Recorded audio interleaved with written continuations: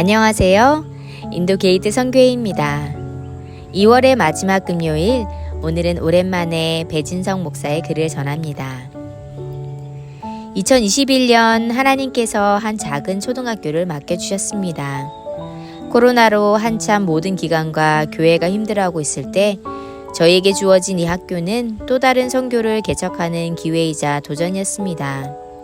어려운 시기에 이 죽어가는 학교를 등에 업고 뛰기에는 많이 버거웠지만 천명선교사, 동문선교사들이 이 사역에 함께 참여하였고 한국의 많은 성도들이 크고 작은 재정들을 보내주시어 학교를 다시 살릴 수 있게 되었습니다.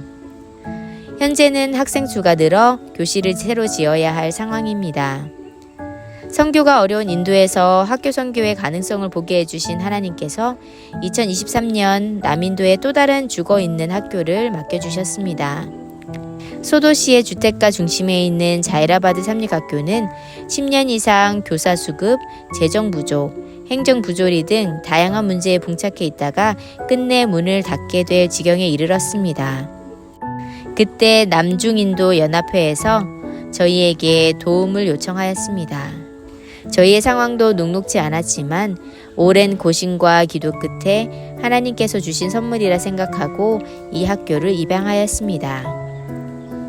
그러자 하나님께서는 이 학교를 함께 살릴 사람들을 보내주셨습니다.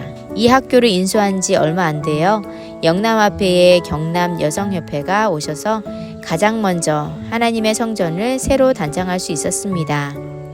이렇게 시작된 자이라바드 삼립학교는 또 다른 천명선교사 동문들의 협력으로 2년이 채 되지 않아 학생 수가 160명이 넘게 늘어났습니다.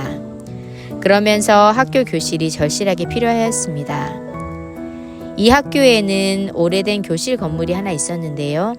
수리해서 사용하면 재정도 절약하고 단기간 내에 공사를 마무리할 뿐 아니라 학교의 역사도 보존할 수 있을 것 같다는 생각을 하고 있었습니다. 그런 저의 생각을 하나님께서는 이미 알고 계셨던 것 같습니다. 2024년 3월 미랄 건축봉사단 단장이신 김광윤 장로님께서 먼저 연락해 주셔서 인도에서 건축이 필요한 곳을 찾고 계신다고 하였습니다. 저는 즉시 하나님의 섭리라는 것을 알게 되었고 장로님과 기도하며 준비한 끝에 지난 2월 2일 18명의 미랄 건축봉사단을 맞이할 수 있었습니다. 60세가 제일 젊은 대원일 정도로 건축 일을 하기에는 연세가 많다고 생각했지만 나이가 무색할 만큼 장로님들은 손발이 하나 되어 오래된 학교를 수리하기 시작하였습니다.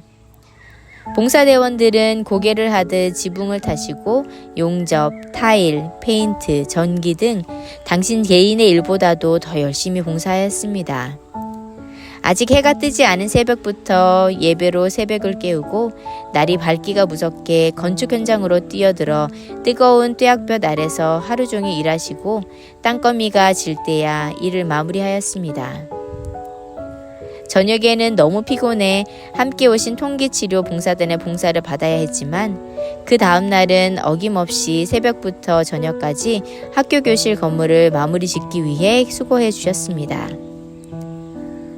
학교 교사들과 학생들도 집사님들과 장로님들의 이런 모습을 보며 작은 손길이라도 보태기 위해 방과 후에는 기와를 나르고 모래를 나르며 필요한 일들을 도왔습니다.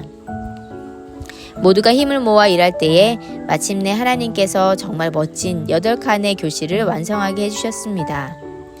그리고 이 일이 가능하도록 재정으로 후원해 주신 모든 분들께 감사를 드립니다. 올해는 이렇게 아름답게 복원된 교실에 학생들이 가득 차기를 기도해 주세요. 인도는 젊은 국가입니다. 중위 연령이 28세이고 42.7%가 25세 이하에 위치해 있습니다. 직접 선교가 쉽지 않은 젊은 국가 인도에서 학교 선교는 선교의 새로운 활로가 되고 있습니다. 학교에는 초등학교 1학년부터 7학년까지 기숙사 생활을 하는 학생이 70명입니다. 올해는 100명이 넘는 학생이 기숙사 생활을 하게 될 것입니다. 이들은 매일 기억절을 한 절씩 외우고 있습니다. 5년이 지나면 천절을 암송하게 됩니다. 얼마 지나지 않아 저희가 시작한 이 작은 선지자 학교를 통해 21세기 세상과 교회를 깨울 많은 하나님의 일꾼들이 탄생할 것입니다. 학교 선교를 통해 광활한 인도가 주님의 재림을 위해 준비되기를 기도합니다. 감사합니다.